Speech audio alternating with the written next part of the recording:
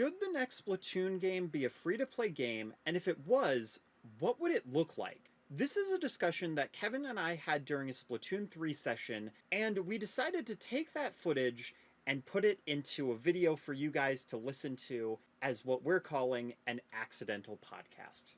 I just don't think that's the model Nintendo would go down, because they also don't really follow like the quote unquote popular formula for things.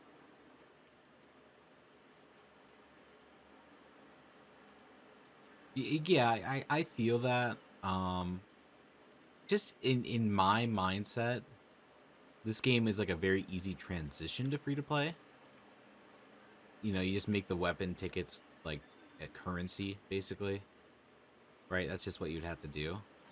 Um, and I mean, cosmetics as well can be currency to an extent, right? I don't know. Just from a business standpoint, and I'm not saying Nintendo's like the wisest business company in the world, although they're not bad at business by any means, but you know, they, it's definitely not their strongest. Like, their strongest is making amazing games. Um, but like it's such an easy transition for them, and it would definitely reach a more broad audience for this game. I'm not saying it doesn't have a pretty sizable audience already, but I think like to compete with other shooters out there that are like transitioning to this free to play model, because every shooter is transitioning to free to play now. It feels like. I mean, Call of Duty has a free to play version. I'm pretty sure with Warzone. Um, the Overwatch is now free to play, right? I'm not saying they're direct competitors with Splatoon, by no means are they, but they definitely grab a part of the audience, right? Yeah. So I think to like just be like, oh, why would I jump into the $60 game and buy a new console for the shooter when I can just play Overwatch for free or play X game for free or Y game for free? I understand it because I own a Switch, I play the games, and I enjoy them. And it is a different game in general, but um, I think from a broader audience standpoint, people see this game, see, oh, it's a shooter, either whether it's the right interpretation or not, it's a shooter that is on the more childish side, right? And some people are immediately drawn off by that. And I'm not saying that that's the audience you want to reach with this free to play move, but there's also people who see it as, oh, this is a $60 expenditure plus potentially a new system when I just simply can't afford that. I got to play these free to play games and make that work for me. So I don't know. I think there's definitely an audience for it beyond what they currently reach, and if they want to reach that audience, obviously you have to just go with the free to play model and make that work on your system, because right now Nintendo has a lot of free to play experience with mobile, but they don't really have it for console, right? Um, Not entirely. There maybe are some examples that I'm not thinking of off the top of my head. Um, but I feel like especially with Switch 2, as I'm sure it'll be more like handheld friendly and stuff, because I think that's a big appeal of it. Um, then it's just gonna be a perfect fit to make this free to play and give more accessibility to other audiences. I mean, that that is true, but like Nintendo also isn't going to switch away from hey, you need to play this on the Switch. Like unless they did a mobile game. And by Switch I mean just as a general whole for Splatoon. Um they are sorry, I got distracted for a second. Um but I think the main thing is they're going to look at it as it's a game for their console rather Oh, than absolutely. it's a game that is more broad. Because like Overwatch, it's on what? Like Oh PC. yeah, yeah. I completely agree with that. Yeah, it's not going to leave the Nintendo systems outside of maybe mobile, but Yeah. I don't see that happening. It will be a Switch exclusive. That's been their bread and butter. They're not going to change that. Yeah. They shouldn't. And I think in general like don't get me wrong. They have a lot more growth that they can do with the series. They have a lot more people that they can grab.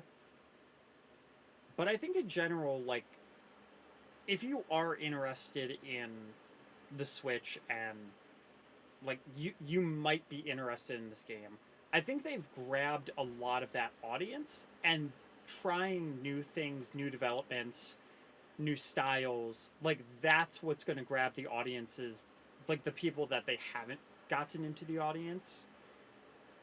Making it free to play, I feel like it's going to create this divide because there's a Oh, lot of people that are 1000%. going to Yeah. be coming from 1 through 3 that are going to say, "Oh, you're making me pay $10 for this shirt that I've been able to get for free in any number of these games."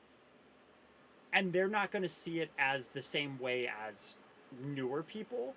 So like it is potentially going to attract more people, but I think because it's on the Nintendo system as a whole, it would genuinely change the landscape and how people who already play the game view it. Which like could be good, it could also be negative. Like people aren't going to just suddenly be like, "Oh, I hate Splatoon now." But they're not Hmm. necessarily going to fully gravitate towards that. If that makes sense. It does. I mean, I think the question of does it go free to play or not, it comes down to how much of that audience have they grabbed already. And my take on Splatoon, because first off, and this is coming personally from my bias, my experience, right? So I take it with a grain of salt. It's not necessarily fact, but I saw Splatoon as a shooter that was a bit more cartoony. Was a bit more like E for everyone, a bit more for the, like like it was in my opinion a little bit on the childish side, right? Now I see the game for what it is because you had given a great recommendation, glowing recommendation, and so, but not everybody has that, right?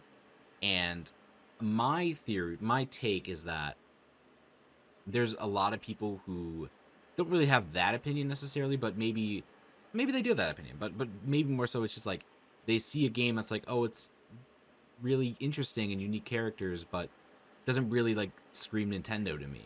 It's not the Mario, it's not the Link, it's not the classic like staple franchises.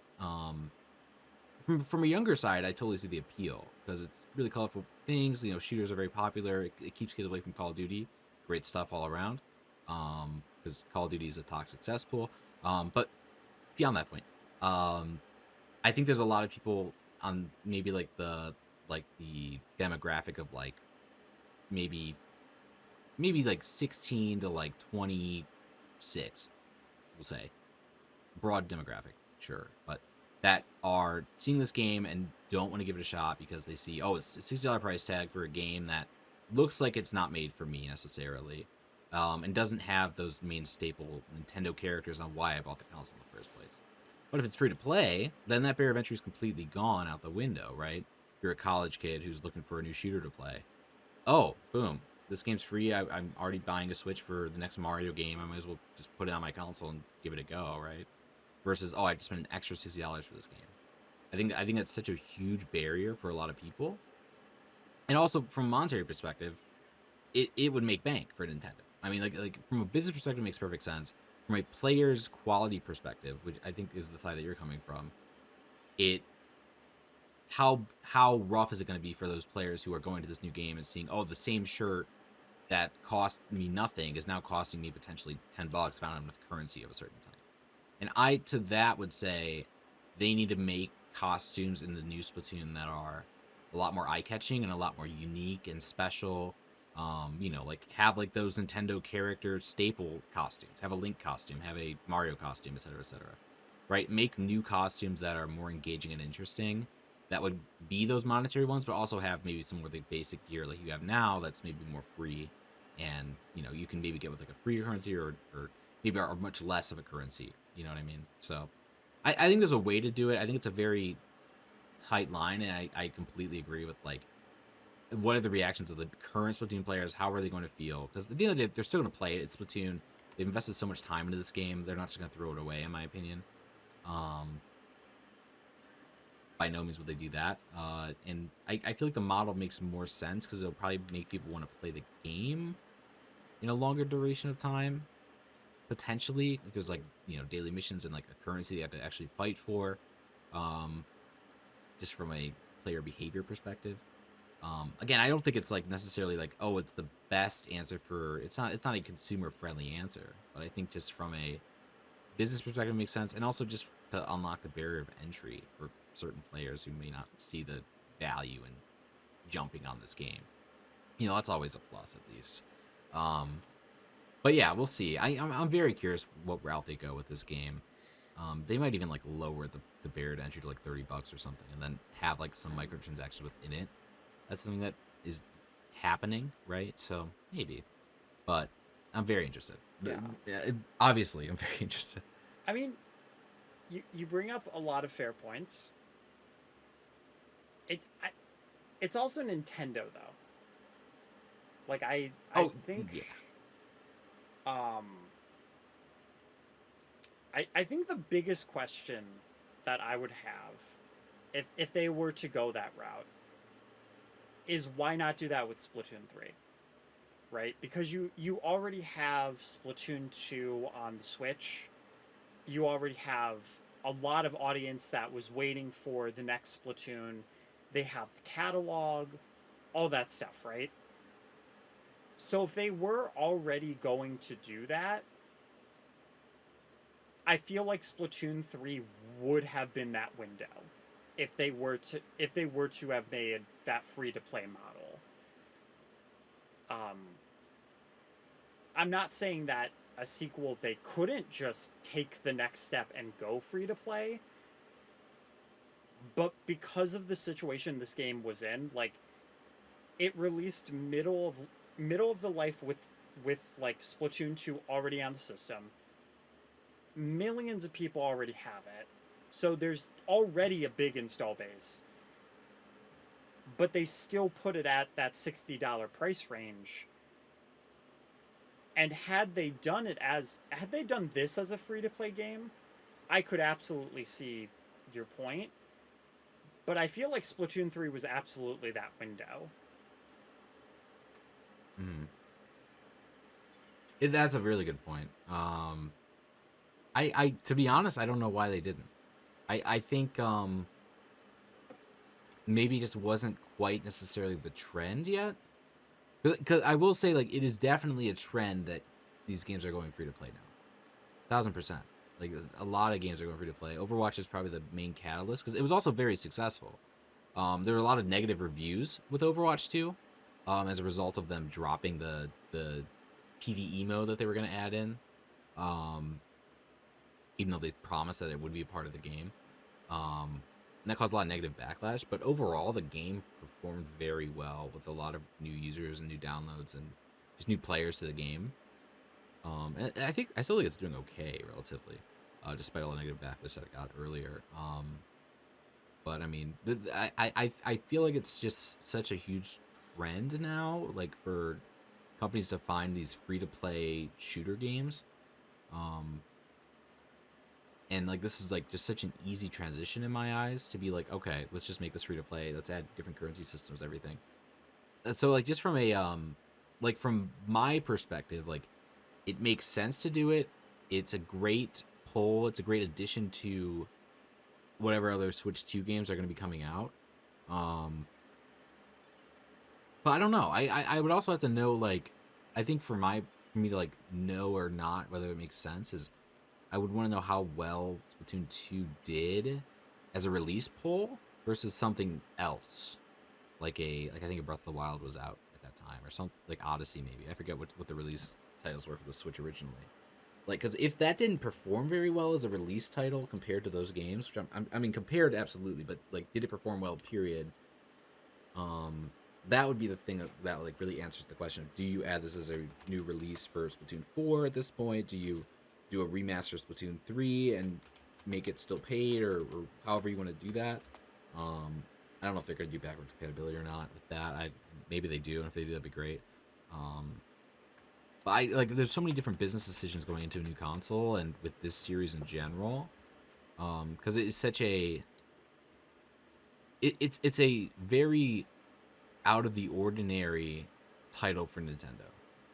Like it feels like a Nintendo game. Plays. It's a fun game. It's got really awesome characters and world and all this fun stuff, right? Like Nintendo has typically, right? Um, but I think the biggest question is the actual gameplay of it is vastly different than a typical Nintendo game is, and the draw of it is not the same. So, is there a way to draw in new people with a free to play model if they already have the new Switch or plan on buying the new Switch, right? Is it more of an additive versus um, a release pull? That's the big question for me. Yeah. I did pull up the game sales, by the way. Like, this isn't exactly what you're asking for because it's not going to be like Yeah. launch data. Um, but so Splatoon 2 sold 13.60 million. So considering it's a sequel, um, second entry in the entire series, that's pretty good. Mm-hmm. It's also apparently really big over in Japan too. And Splatoon 3, it has currently sold less. It is at 11.96, which, Hmm. in the grand scheme of things, isn't that far behind, all things considered, since they're both on the same system. Yeah. Um, Splatoon 2 was 2017 in July, and Splatoon 3 was 2022 in September.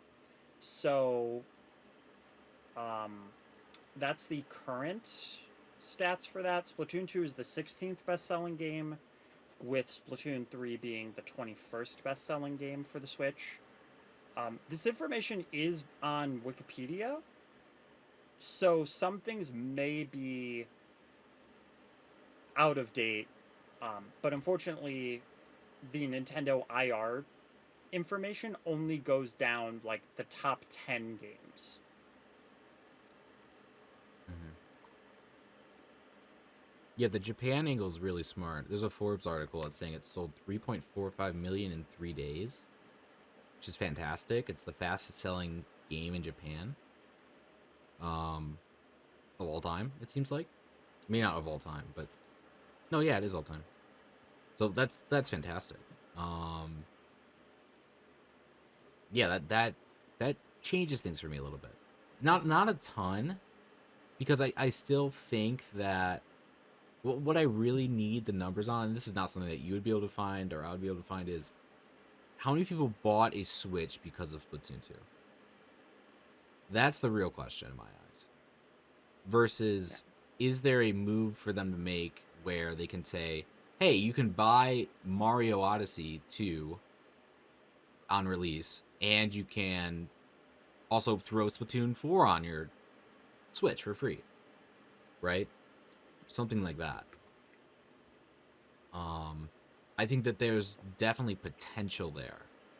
Is it needed for them to do that? That's also a question. I don't know. I don't know if they even need to do that. Maybe they can just stick it out with the formal releases and be fine with that. But I think there's so much opportunity, like just from a business perspective, like you can 100% make that a more profitable game. I mean, it's already very profitable. Like, don't get twisted. Um, but like, if you're just thinking from a business mindset of like, oh, we need to keep making the line move up. I mean, I feel like free to play is the model to go for because you're already basically having developers work through that model with this game already. Um, so why not just make it more profitable for everybody there? You know.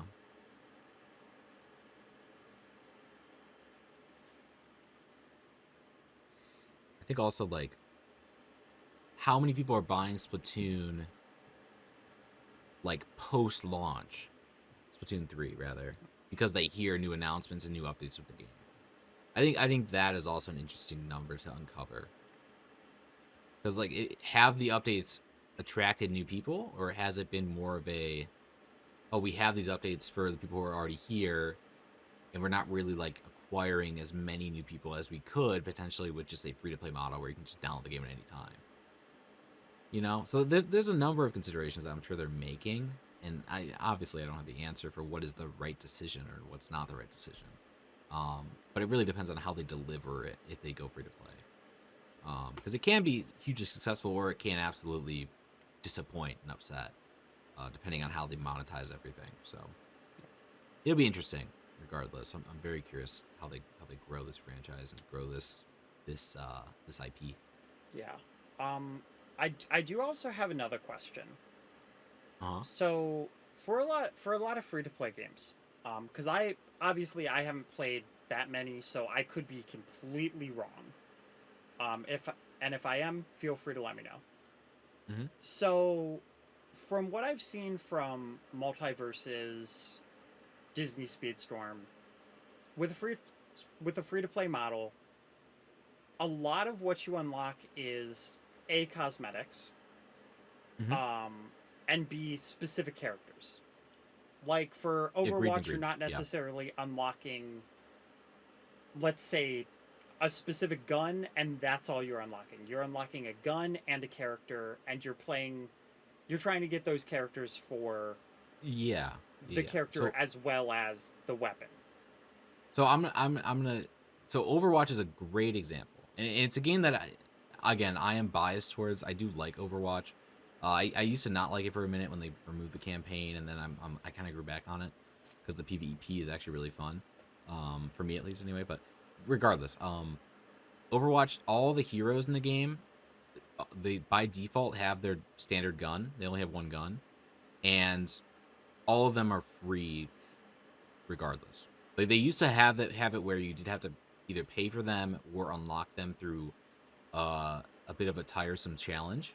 But they actually changed that recently, where now it is just straight up you unlock them if you just log into the game at any point. You have whatever new characters have been added, which is a great quality of life change. So now the only thing that you can pay for is the battle pass, which has like cosmetics, taunts, sprays, emotes, whatever, and skins for the guns or for the characters, etc. That's it. Nothing else is paid for. You have the entire game at your disposal. You can be the best player in the world at that game. No money paid, right? That is the sort of model that obviously is the pro consumer, free to play model that including probably everybody else in the world, wants to see, right? Like there's no purchasable performance enhancers, things like that. A game, and that's similar for a lot of free to play games. League of Legends is a game a little bit different where there are so many unique characters, but you really only need to buy one character in League of Legends. Learn that character, and you're good to go. You get a handful for free, as most free to play games are typically. But yeah, there are models in that game that are a little bit more. I'm not a fan of, right? Where you do have to pay for characters eventually. There's such a huge roster of characters that it's a bit tricky to. You just simply can't get every single character in that game. It's impossible. Which would be a little bit more concerning for me in Splatoon because if you then apply that logic to a free to play Splatoon game, you need to go down the road of, oh well, that means that I have to buy weapons with real money or with an earned currency that takes months and months to acquire one, right? Because that's basically the cadence of that game, right? So again, it really depends how they handle it. If they handle it more like an Overwatch, in my opinion, which is handling it quite well nowadays, although they definitely had a rocky start, um, where again every character's unlocked or every weapon's unlocked, right, for every player, more or less, or it's a very easy currency to get the weapons, let's say. But you have the cosmetic gear being really interesting and unique. Maybe even having like a outfit versus a gear setting could be interesting. Like you just make an outfit that you really like to see, and then you kind of have the gear sort of be like a side piece to that potentially. I think there's a number of options of how to handle the gear situation, right?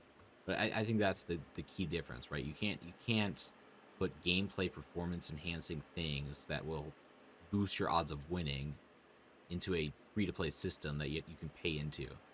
That is the way that not Multiverses does it necessarily, but definitely how Speedstorm does it.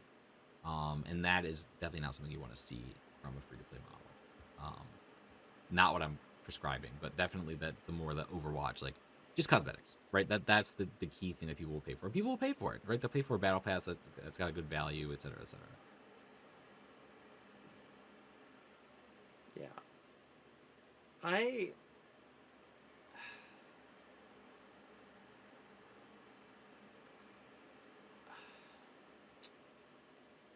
I'm in a weird spot with it Mm-hmm. because like I can 100% understand what you're saying as like as a business aspect, it makes sense.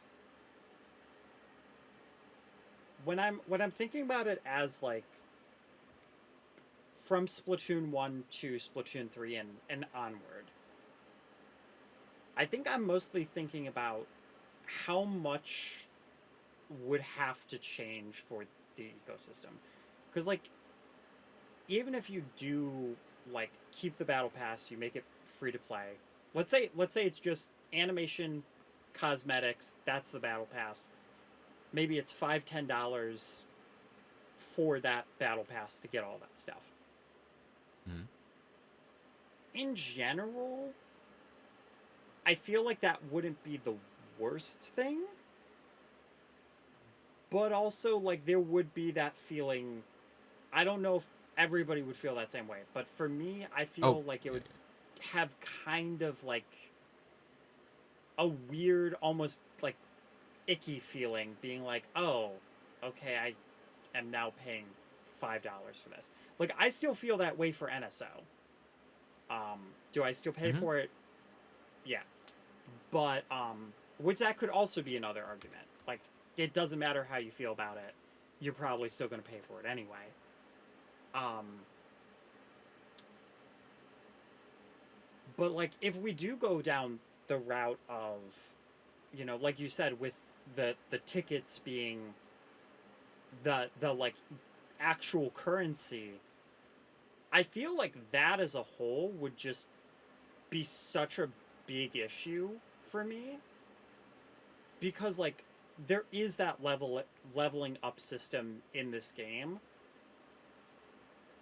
but I don't think I would go through that much of a slog to get through all of the weapons if I had to actually put like extra money into it as a free to play thing. And I know that might sound a little silly in some aspects, It's not silly. but when I think about it, I didn't recommend anybody Splatoon 1. I didn't really recommend anybody Splatoon 2, but I did recommend Splatoon 3. And I think the main reason why I did start recommending this game specifically to people is because of how much extra they were putting into it. Because I feel like you might need to wear people down, but Nintendo is a very word of mouth marketing type of company. And as you said, free to play absolutely could work in the same way. But I think a lot of the reasons why I recommended a game like this to you is because even though it does have that $60 price tag, I could still say, here's the different type of weapons that are in it. They're adding this new content. On top of this, you now have different animations that you can unlock. You can unlock those cosmetics. And even though you know there's that gate in there, you're still getting that same like experience and that same serotonin of feeling that progress. But you're also not having that problem of, oh, I'm throwing in another $5. And at some point you go back and you think about it and you're like, how much money have I actually spent in this game? And you could absolutely go completely free to play. But I think I'm also trying to take into account how Nintendo has done this in the past with stuff like Mario Kart Tour and the fact of I threw $100 to play as Petey Piranha and I still regret it to this day. But I don't regret buying like the DLC for Mario Kart 8 where I got all of the extra tracks, all the extra characters. To be fair now, thinking about it, that is a part of NSO. But if you scratch that out and I did pay that $20 and it was just that, I personally wouldn't have any regrets about buying that. I'm mostly just trying to look at it from both sides too, because I don't want to be like, oh, but Splatoon is good the way it is, and why would they change it? Grr. Because there are valid arguments to both sides of that. Hmm. Yeah, no, and again, it depends on how they do it. I think I'm against the idea of kind of thinking through the situation, this hypothetical, right? I'm kind of against the idea of doing a weapons ticket currency, right? My thought would be just unlock the weapons on level up as you kind of progress through the game and just play it more and more. Again, as long as the leveling cadence isn't too abysmal or anything, which it might be, but who knows, right? Or maybe you add like a ticket you get a ticket every level to pick whatever weapon you want, right? Maybe that's a better way to do it in theory, right? But I do think from a cosmetics standpoint, if you can just add that in and it's not even about like, oh, I haven't spent for these cosmetics in 1 to 3 at all, right? It's a fair point you make. What I would counter that with is make better cosmetics, and they'll have the funding and they'll have more time on this game because in theory it's more profit. So if you spend more time on a game, it's going to be more profit for, or you spend more time on a game when you make more profit on that game. And a free to play model gives you that sort of justification to be like, okay, let's make this really sick, awesome costume to put it as the headliner for this battle pass, right?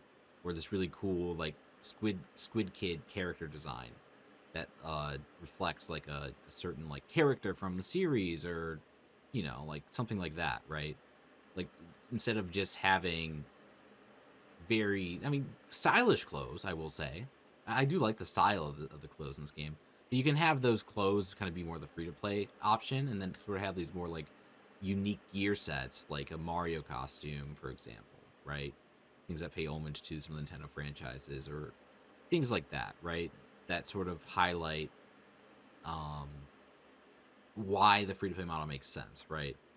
In that, hey, we can now invest more time into really cool unique costumes, or maybe costumes with like unique designs or really interesting animations and things like that, or weapon skins, things of that nature, right? um, Different colored like ink patterns even, which might be obviously not in combat, but maybe like on your back or whatever, things like that, right? Like just adding these little extra cosmetics that are above and beyond what they're currently doing, because you can always add more cosmetics, always, always, always. And as long as they keep it to that and not again like with the weapons necessarily or anything like that, then I'd say it makes sense to go that route.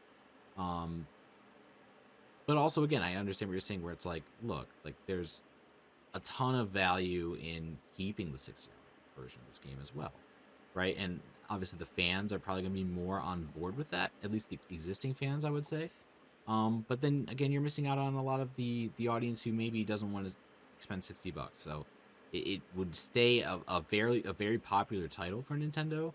Um, but it wouldn't be that like, oh, this is like a great additive for the Switch that um can really bolster release sales of the Switch 2, right? Because if you are like getting a Switch 2 and you can immediately jump on a game of Splatoon and be like, hey, I can already play this game on day of release for free if I just buy the console, right? Like that's a huge draw. Um, and the curse with Nintendo and their systems, where it's every other year or every other console is the one that kind of fails. So also that in mind, it's like, I don't know if maybe it does make sense to get that extra draw for this, just to ensure that it doesn't flop like every other console does for them typically. But I don't think that'll happen with this console. I think it'll be very successful, but especially if they have backwards compatibility. But we'll see, right? It all comes down to what makes sense for their bottom line and kind of what the numbers look like on their end to make that right decision. Yeah. I I think my speculation so far is that, because we don't know anything about the next console either. Hmm. So what my speculation for this is that they're going to do the next system with backwards compatibility. You don't have to worry about power because now you've cut off the Wii U stuff. You've now got cartridges. You can put them in. It can be like a DS 3DS situation. So then you have that install base that does have those games, which does also beg the question of what is the what is the draw to get the next system, which they definitely, that's something they definitely would need to answer for like more of the install base that has the Switch to get that instead of just sticking onto the Switch.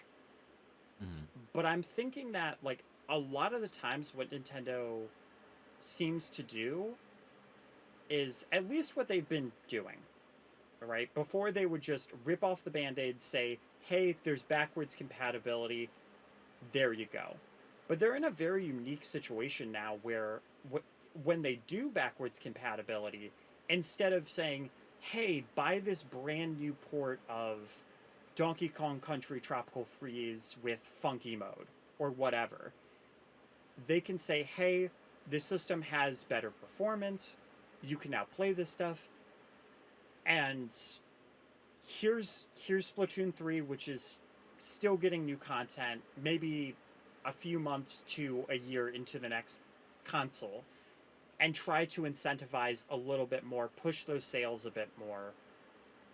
And the people who do have that, who do have Splatoon 3 or Smash Brothers that they are pushing that next system with, they can be like, okay, I'll get the next system. Maybe they don't have enough money to get the system and the brand new Mario game. Let's say it's $70. It's this huge brand new Mario game. Mario is going into a festival setting and he's got these beautiful realistic plumes that go out of his hat or something. I don't know.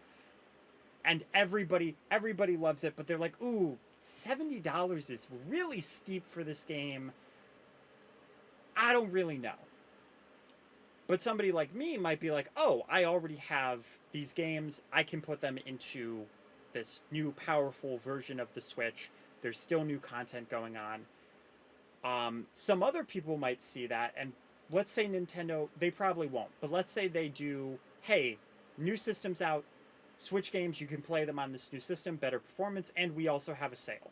They're now $20 off for the launch of this, so people see, oh, okay, this game is now $40 cheaper. They pick it up, a little bit more sales, and then they find out there's more content, or vice versa. Um, that's at least my specific thought process on what they might do. They could also just say, hey, by the way, Splatoon 3 content is ending, and it could be neither my idea or your idea for free to play or anything like that. They could potentially do somewhat of a mixture and keep implementing more of that stuff, or testing the waters with a side game or anything. That's the thing about Nintendo. You genuinely don't know. They might be like, hey guys, guess what? Splatoon Volleyball is the next game. It's very doubtful, but Nintendo, I think the biggest thing is Nintendo is so weird with their decisions, and they usually like to go left field while also trying to be comfortable and risky at the same time. So I think unless Nintendo has some sort of a way to innovate on that free-to-play formula, or probably like a brand new IP for it, fresh, where nothing else has touched it, and they can say, here you go. Which they kind of tried to do with Regalia Lost, I believe, but that was on mobile. I might be wrong, but... Didn't that game do really well? Or was it a Dragon game that did really well? I think it did decently well, but they also shut it down. They were really weird with Regalia Lost. I never personally played it. It was Regalia Lost, but yeah.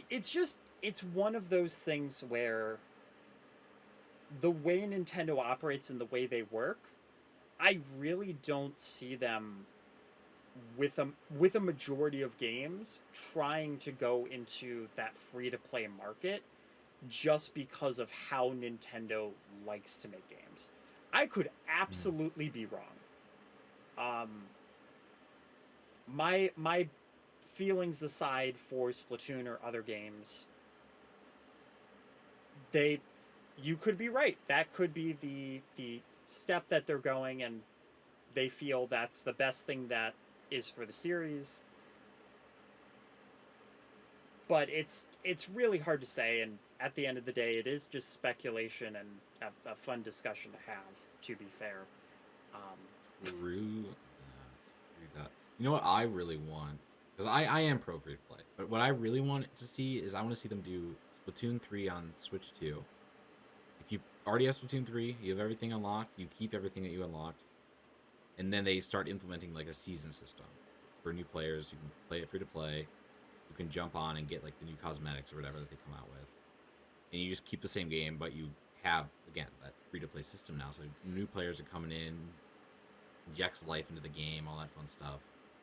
Um, with the new player base, but you have again the old players still kind of have their satisfaction with, hey, I still have all the things I unlocked from Splatoon 3, and there's new content coming out as well for this game, which is really cool.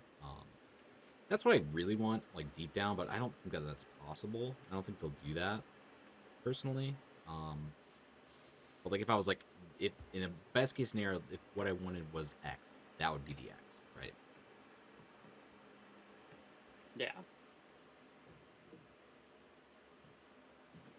I think it also comes down to an interesting case of like I feel like for you, you have a lot more experience with free to play games and what you would personally like to see.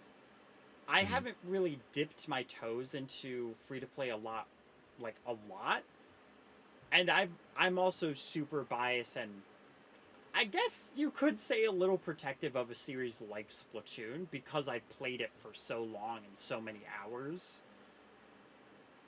So it is interesting to think about like that type of perspective too. Um, Yeah, because I think free to play is such a negative connotation. And don't get me wrong, it can be incredibly deceptive and incredibly awful. Like think of multiverses, think of or not multiverses, sorry. Think of Disney Speedstorm, right, as a prime example of a game that went like free to play and really had a bad model to support it. I think any mobile game, to be honest, they're all very deceptive and criminally just very criminal.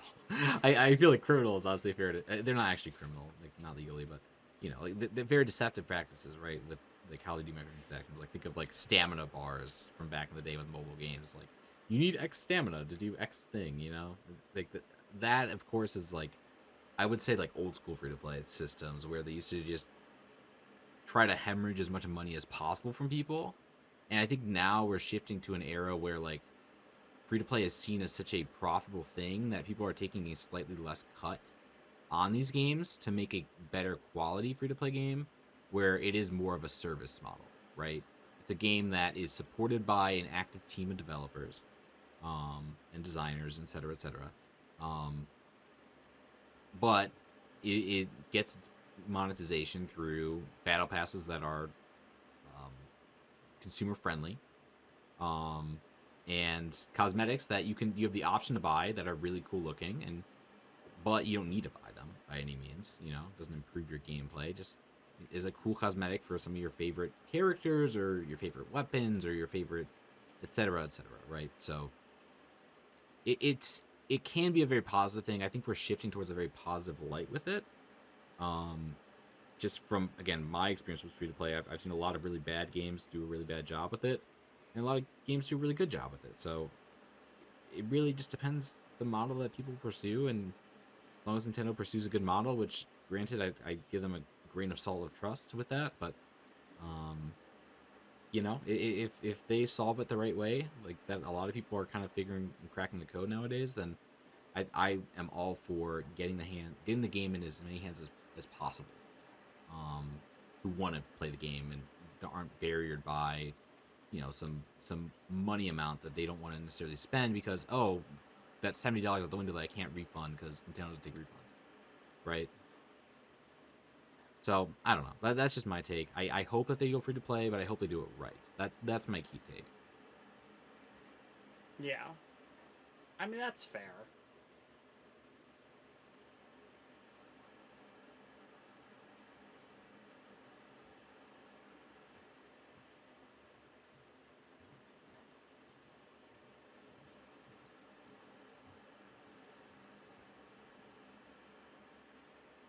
Yeah. I also, I will say though, I think part of it too is I just like the idea of actually owning my games. Fair. Yeah.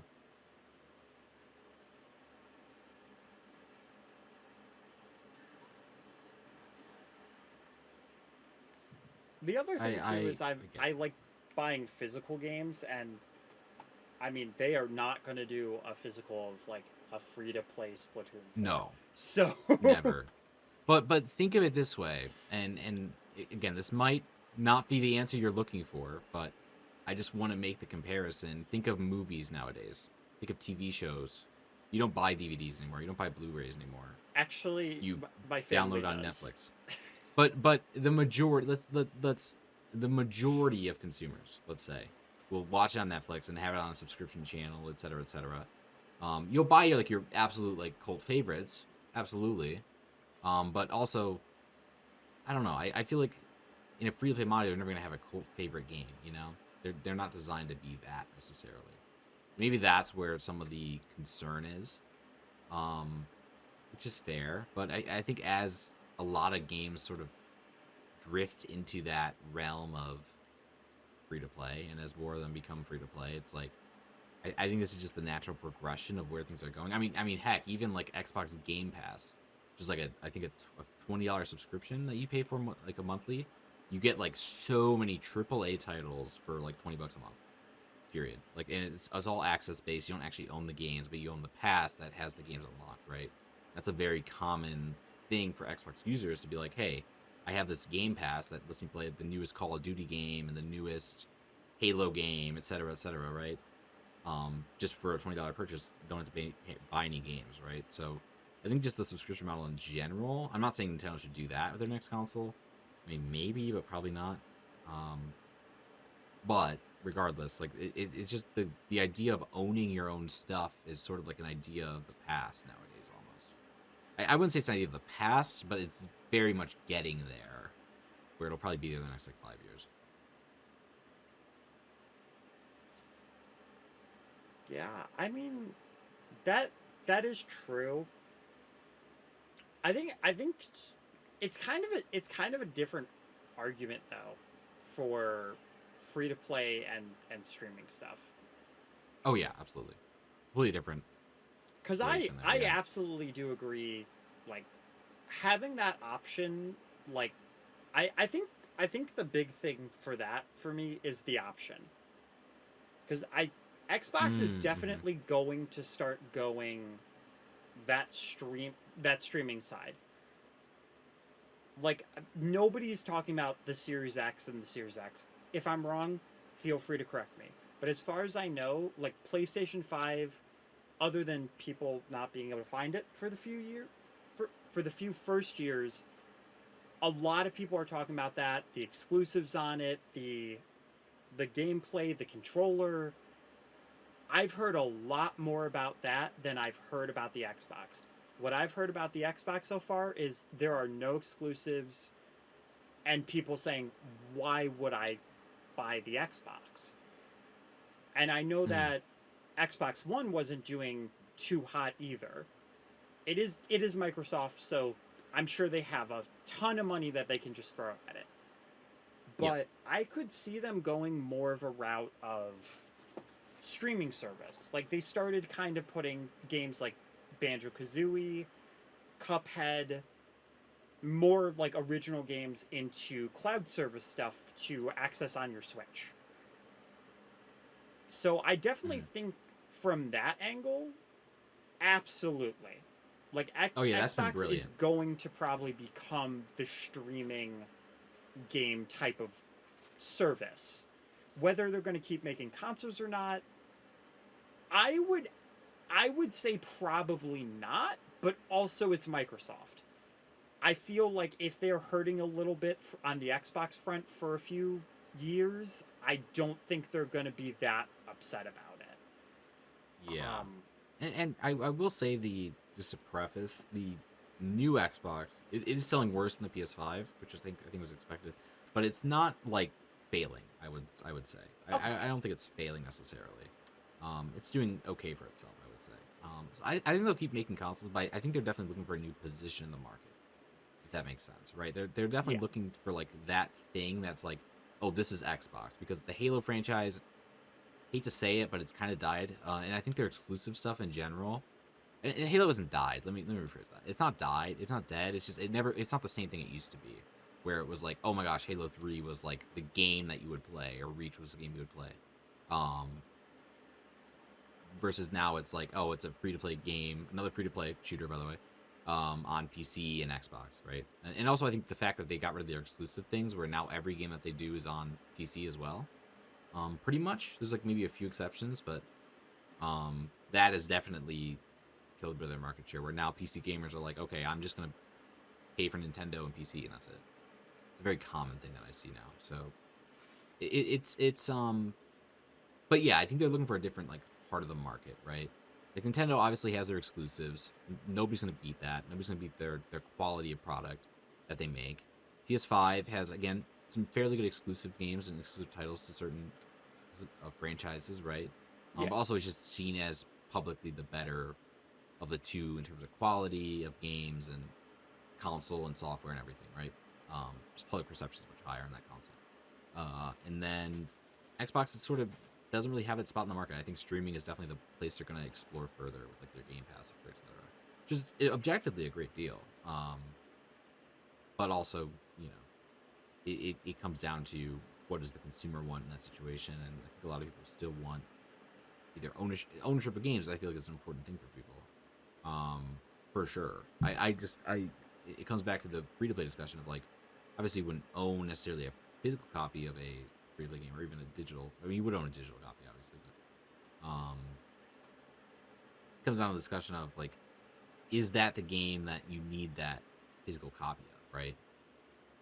Typically, shooters are seen as like a not necessarily like a masterpiece of a game, right? They're a game that you play in downtime, that you play as like a multiplayer, like to sort of sit down, relax, have a good time. And I don't think Splatoon will ever necessarily not be more than that. I mean, it is a little bit more than that. Don't get me wrong. Like the campaigns are really cool and definitely has some lore from 1 and 2 from like, the campaigns in those games that definitely carry over for some players. And obviously, I can't include myself in that situation. So it is more than some of these shooter games are. But I don't think it's going to become that like, oh, that masterclass game that you need to own, which is why I also lean towards that free to play. Like, is probably a fine model in that respect. Um, but diverting off that topic, I still think that Xbox is, yeah, they're definitely struggling for a spot in the market that really fits them. But I think streaming is their answer. yeah. Because See if yours. I think a good example too for Xbox with streaming is I'm sure you remember Stadia.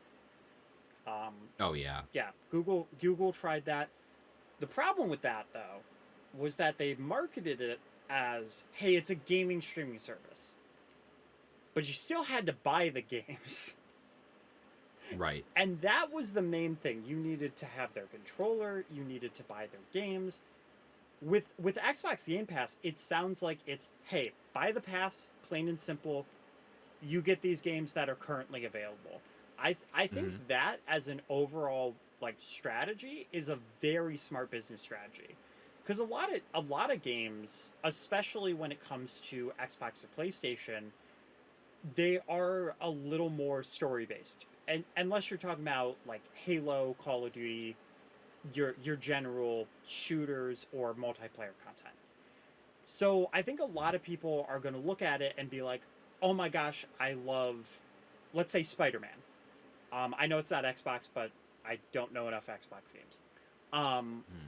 but maybe at the time they're like, "Oh, I don't have the money to currently buy this, but if I pay $20 for this Game Pass, I can then play this game plus the other games that are on the pass."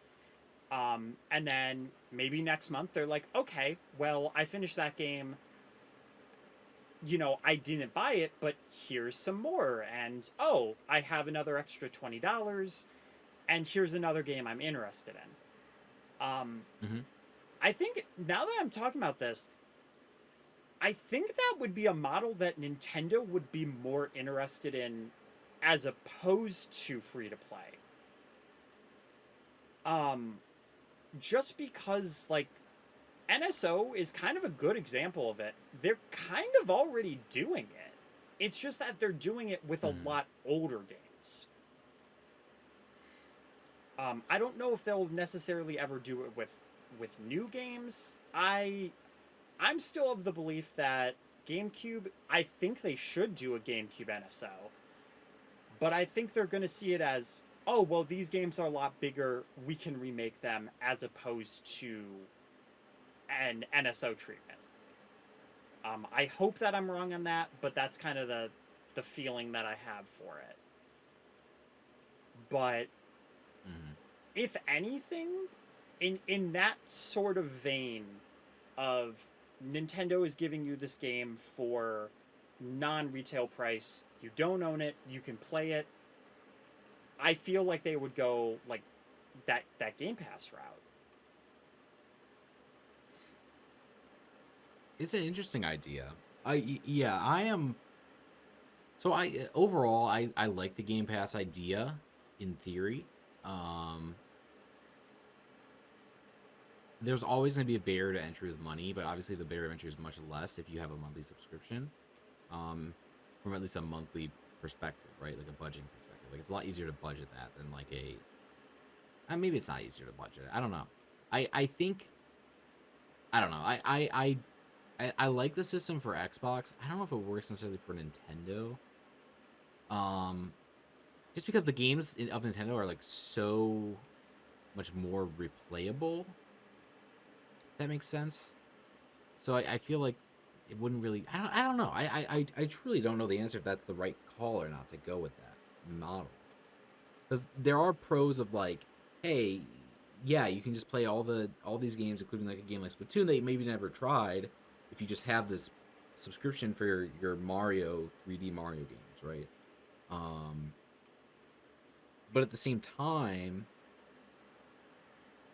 I feel really like obviously the option's important, the option's needed, and that would probably be what they would employ in this situation if it was to exist. Um, I don't think anyone would say they'd exclusively go with a subscription model. They'd be shooting themselves in the foot. Um, and then some. I'm shooting themselves everywhere, honestly. Yeah, It's not a good idea. Not be pretty. But no, like I don't know. I truly don't know if that would work with Nintendo games or not. Like for the Xbox, it works because they're so similar as well. Like if you play Call of Duty, you can play another like first person shooter game. And there's probably like four of them on Xbox. Oh, this is a lot more familiar to me, et cetera, et cetera. With Nintendo, there's so many different disparate interests in games. You can play an adventure RPG game. RPG is not the right word, but action adventure game in Legend of Zelda. You can play a platforming, beautiful platforming game in a Mario game, right? You can play a third person shooter in a Splatoon, right? Um, there's so many disparate interests in games and how they're made. You can play JRPG, and I guess JRPG is maybe bit more common to an extent with Nintendo, but not necessarily. But there's just so many different disparate things that I don't know if the package in and of itself would be as enticing because you might only want one game or like two games in that entire package, right? I don't know. I guess that the option's there and it's not a huge lift from a technical standpoint to like a cost standpoint to do it. I don't see why not. It's worked pretty well for Xbox from what I understand of it. Um, just principally. So yeah, I don't know. I really don't know. I'd be interested to see how they would deliver it. yeah. I think too. To build off of that, I think I think the fact that Nintendo games are replayable would potentially help it, like its case of being a thing. Because let's say Mm-hmm. you do get the subscription, you play for that month, whatever game. Let's say Mario Odyssey. You just never played it, you wanted to, you get through it, and later down the road, you're like, I really liked it. I want to play it again, or I want to play more of it. You might be more inclined to actually buy like the full release, because they would definitely not go full streaming. They would they would probably even not even put the full game on it if Ooh, like knowing interesting. Nintendo. Like the thing about NSO is that it's older games. For the most part, you're not going to play the first Mario Brothers for 300 hours. You might get stuck on it a lot, but let's say maybe at worst 30. Like 30 hours if you end up getting good enough to beat it or you want to finish it. Maybe you get frustrated and finally you give up on it. But a lot of these other games now, they're a lot more packed with content. Nintendo wants their games to be replayable. They want to get that hook and for people to keep playing, give them a reason to come back, whether it be DLC, whether it be different modes. And I definitely feel like if it's a sort of game like Mario Kart, that game would absolutely work very well on that type of trial thing. Not that Mario Kart needs any more of a boost, though. Mm-hmm, mm-hmm. But that as an example, that's a very replayable game that somebody might play. They might see it and they might be like, oh, you know what? I want to get the full release of this to experience like more of the game and just be able to keep doing it. Splatoon 3 easily could be the same thing. If they decide, hey, here's a trial version where you get to play the online mode, but maybe you don't get to choose everything. You don't unlock all the weapons, you don't unlock the story mode, sort of thing. And they say, hey, if you want to play this, play the free version. Or, sorry, not the free version. Play the full version. It's not necessarily the best model, but it works more as a trial. And that way, you aren't necessarily dedicating yourself to a full game. Nintendo's not necessarily losing money. And if they do it that way, definitely not like $20 a month. They would probably do a lot cheaper if it was more trial based. Or they might Mm-hmm. be like, hey, this month here's the big game. You get the full game. You can play the full thing to try to get people to be more inclined to be interested in that series. Um, though if they do that, I don't see them doing the same thing as Xbox, where it's like, oh, here's this game that just released. You can play the full thing. I see it more as a thing of them taking maybe even Switch games and saying, hey, are you interested in Splatoon? Here you go. Try this out. In this NSO sort of thing. And that in and of itself would probably incline more people to want to try Splatoon or to know, is Splatoon a franchise for me? Or do I like Zelda? Because I know this is going to sound weird, but I was a kid who I just straight up did not play a lot of Zelda games. I mostly ended up starting to play them more because of Smash, and I don't say that the trials really helped in those games because it was way too quick what they gave you. But it at least showed me like, oh, I really like this character. Same for Pikmin. Not that Smash is the same thing as something like what I'm describing, but I think that sort of structure would be more of a Nintendo inclined type of thing to do. Mm-hmm. Mm-hmm. Yeah, I really like the idea of that, where you have a very like, I wouldn't even, if you were to do trials of the games, I wouldn't even say it should cost anything, to be honest. I mean, they're Yeah. basically like slightly better demos, right? that you're just offering to folks, but they're a lot more easily accessible and a lot more known, right? And maybe they give you access to parts of a full content, but you want the other full experience. Obviously we pay for the premium version. It's an interesting way to kind of get titles to other people that maybe don't know about certain titles or don't want to try them because they don't know if it's for them, and there's a big price tag behind it, things like that. All of those reasonings and more probably. But yeah, I think that's the biggest issue with Nintendo is like, how can you get players to play games beyond your standard IPs? And luckily, they found some success with something like Animal Crossing that sold incredibly well. With obviously Splatoon, which was a new IP originally, but sort of found its own footing in this game. I think Metroid Prime did pretty well as well, or not Metroid Prime, sorry, Metroid Dread, Dread, that's the one. Yeah, I think that sold fairly well, right? I believe so. I think so. I can look that up really It quick. sold more than I thought it would, from what I had heard. From what I've heard, Um, it's I want to say it's the best-selling Metroid game, at least 2D Metroid. yes, yeah. So I mean, there's awareness of these franchises now, which is great. I think Smash Bros plays a huge role in that. Yeah, Like without Smash Bros, I don't think anyone cares for Metroid. Honestly, I yeah. mean, not true, but a much smaller audience cares for Metroid. I'll say, than Also, otherwise. not to interrupt, but Mhm.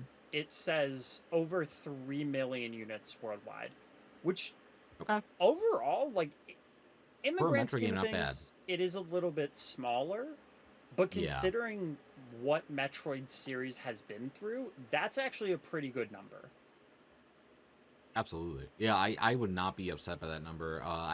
But also like at the same time, you have to be at Nintendo and be like, we made this incredible like award-winning, or I think it was award-winning, anyways, an incredible like game, a masterpiece even, and it didn't really sell very well. And not all masterpieces sell well. That's not really the point of making a masterpiece game, but um, not the main point, at least I should say, or maybe it's the main point. But there's other benefits obviously to making a masterpiece game. You put that on your resume. You can obviously be like, hey, from the creators of this award-winning game for future releases, things like that, right? A ton of benefits. But what I'm trying to say is the player bases that currently exist are, hey, I play Mario, hey, I play Link, or Legend of Zelda, rather.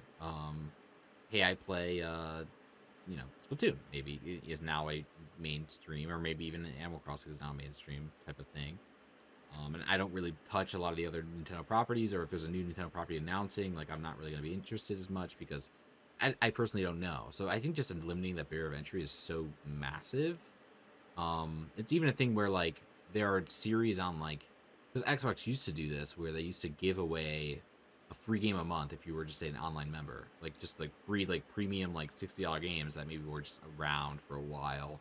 Epic Games does this too now, where they just give you free games like every like 2 or 3 weeks. That can even be like $60 games from like what 6 years ago or whatever. Just so you can try them and then be like, oh, when the sequel comes out, I already know about this franchise. It does really well. I really like it.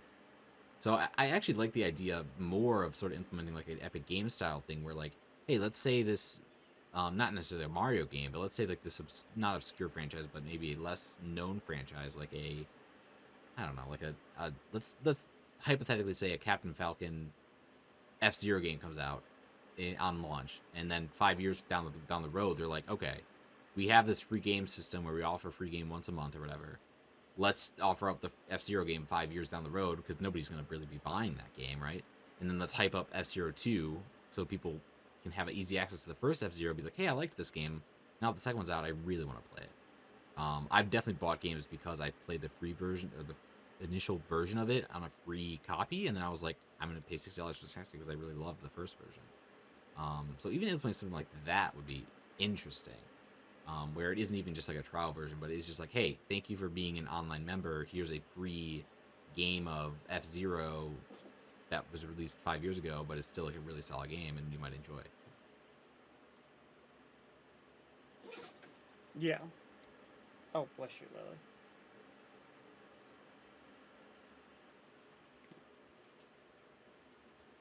Also, I should mention this. I'm actually still recording. Oh, of course I'm recording. Yeah, Okay, absolutely. I figured. I just wasn't sure. I actually I turned off my recording during one of the Splatoon games. because it was Struggle Bus City, and then Cool. I turned it back on when we started talking about free to play stuff. So I was like, okay, I gotta grab this. This is what interests me. This is what interests me. I love the speculation of this console and what it's gonna be and what Splatoon's gonna be and all this fun stuff. Yeah. It Love the industry. kind of feels like an accidental podcast. Those are my favorite bits. Yeah. Yeah, it's a good podcast name. Honestly, though, Low key. Shy Guy Brigade just casually and accidentally drops a podcast because we had a Oh my god, Splatoon imagine. discussion. Imagine. I'm kinda down, low key. Oh. I mean, we have the recordings, so and they Yeah, have we like a new could just podcast add like section. a So, PNG or something. Yeah, we could just do it. oh yeah, absolutely. We can have it very low key. Just don't even edit the main stuff. Like if we say Yeah, but, I mean, it could that's just be fine. yeah. Like it's just Oh yeah. Purely raw. Like I'm down for it. I'm down for it. Also, just a heads up, if we are making this a podcast, I do want to quickly note, Jen does not know a lot about Halo, and Halo is a fairly good story game. I just want to note that for the Halo fans out Yeah, I've never played a Halo game. there. Yeah. So, like, Yeah, no, you're good. unless you count me playing like the multiplayer for maybe like half an hour at a friend's house years ago, which I really don't. Yeah, it's got a very good story, especially like with the Master Chief saga and everything. Very good, very good. It's not a story-based game, so you're still technically accurate. Like it is a shooter first and foremost, but the story is also like low key, probably like a secondary thing for that game, I would say, especially the early games. Okay.